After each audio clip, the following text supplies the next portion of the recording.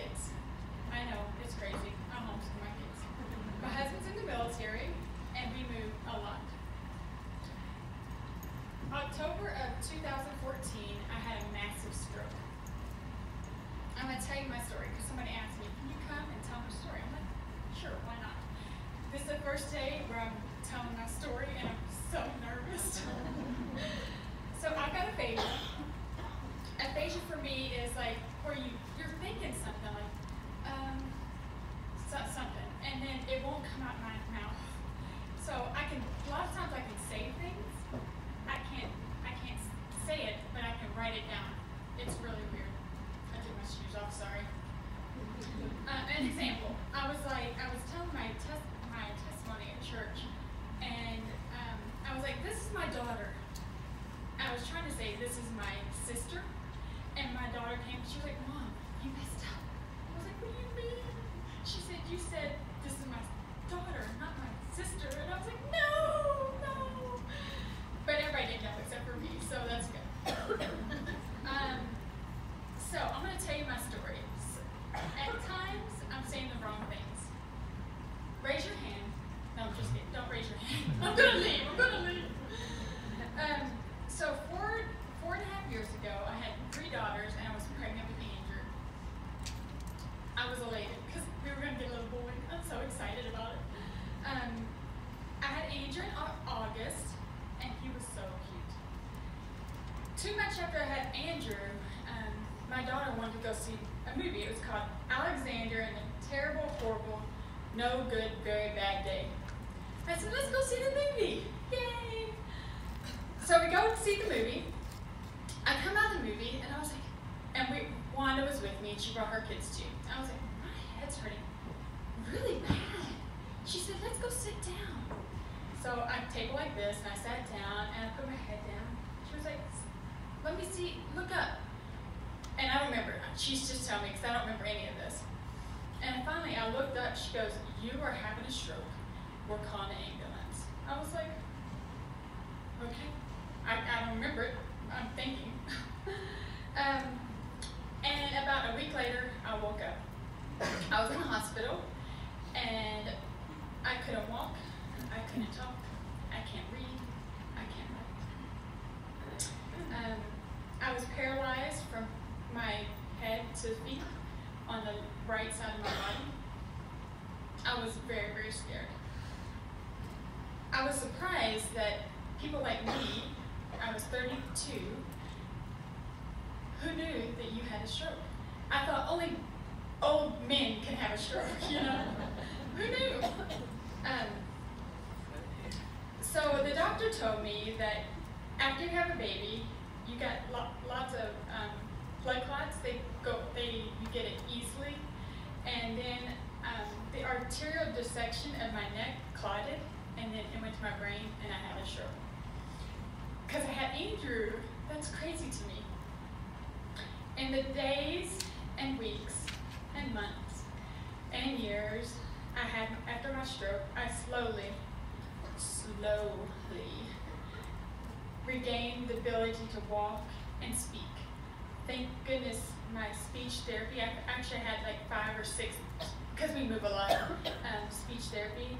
And for my husband and my kids and my friends and my family, they mean everything to me. They'll help me, I can walk and talk because I talk to them on the phone, or that's why I learn, do it again and again and again. 3 points from my recovery that helps me to help you to have hope. Number 1, where there is life, there is hope. So when I had my stroke, I thought my life was over. I can't walk, I can't talk, I can't read, I can't write. I can't imagine having babies, and I couldn't hold them on this side of my body. I can't tell my kids and my husband, I love you so much. But you know what?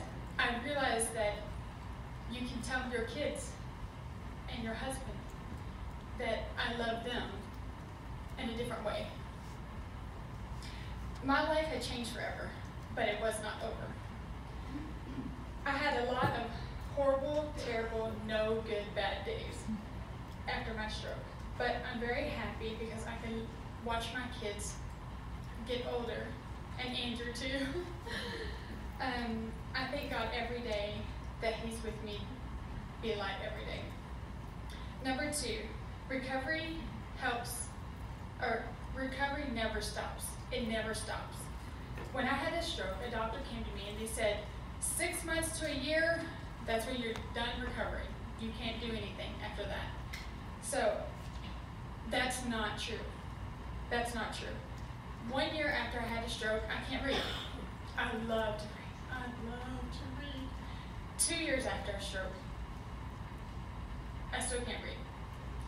3 years after a stroke, I can read little bits of bits. This year, 4.5 years later, I read a book. I finished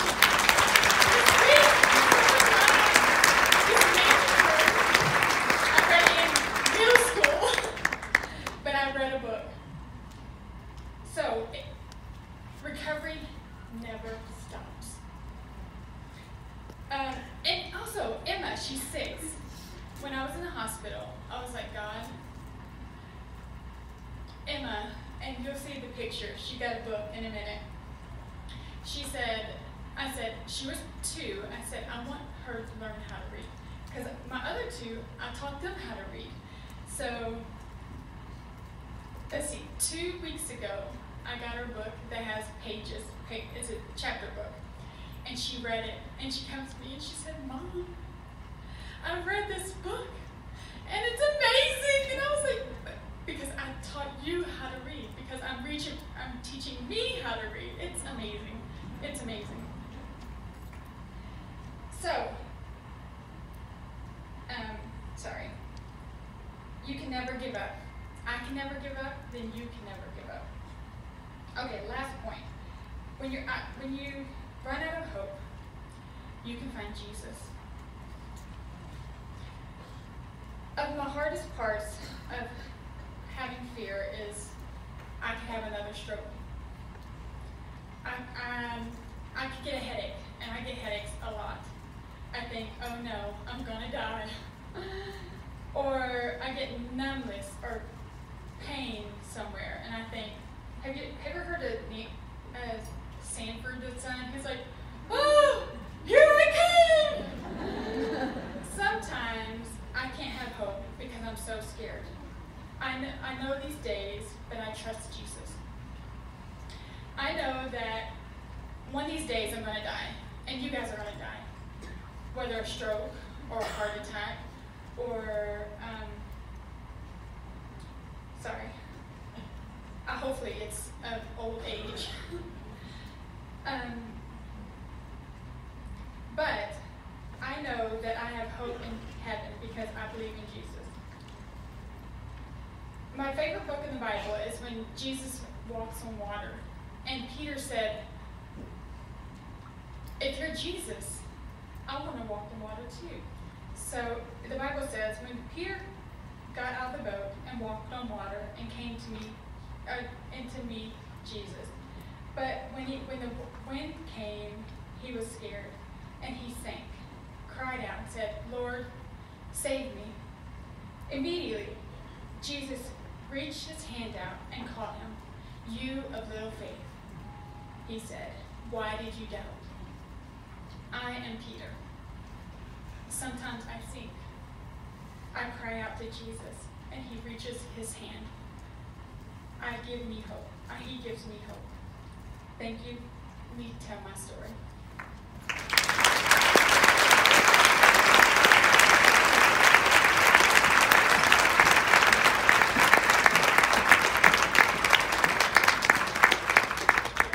Thank you, Mary, for sharing your experience with us, with our audience, and for opening our eyes to life after a stroke and how you endured. Okay, ladies, I think we need to